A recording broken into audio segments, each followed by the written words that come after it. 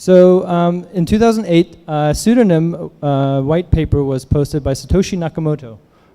We are pretty sure Satoshi Nakamoto does not exist as a real person. They've lingually analyzed the document and realized he's probably not Japanese, and there's different writing styles in the document, so they are assuming that it's actually a group of people.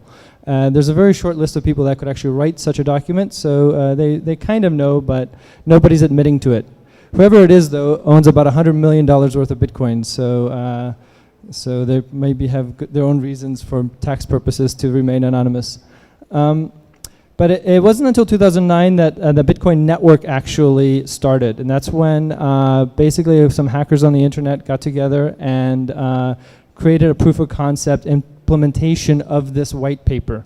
And it really was pretty crappy code, saying that from a programmer's perspective. It just kind of barely worked, and it kind of did most of the things that you needed to do, and it sat around and people played with it and thought it was really cool, and they mined some Bitcoins, and then many of them formatted their hard drives and lost millions of dollars, but they didn't know back then that it was going to be what it is today.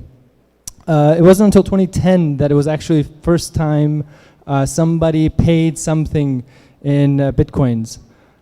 There's this famous story of the 10,000 Bitcoin pizza. Somebody paid 10,000 Bitcoins for a pizza, and he actually posted it online. He says, if you call Domino's, you have them deliver me a pizza, I think it was 2 pizzas, I'll pay you 10,000 Bitcoins. That's not very interesting, except that, you know, that is a huge sum of money today. So there's always the pizza meter on Bitcoins. You can Google that. It's really interesting. In 2011, Bitcoin made par with the US dollar, which is pretty cool. I was already interested in Bitcoins at that time.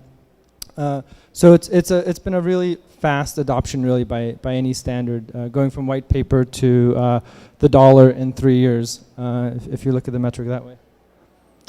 2012, we really started seeing some worldwide interest on Bitcoins. We had a lot of firsts. We had the first e-commerce site, first lawsuit, which is always a good indicator that a technology is taking off, if somebody wants to sue you in that currency. We had some first private medical care, a lot of firsts going on in 2012. Can't read my notes here. It's okay. 2013, we finally got the ATM. So at this point, Bitcoins is kind of growing up.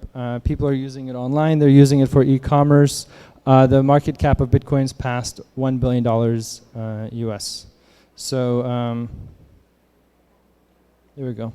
But that's all very well and good for our history lesson, but we don't really care about history. We care about the future and why does this apply to me and why are we talking about it today at DCOM.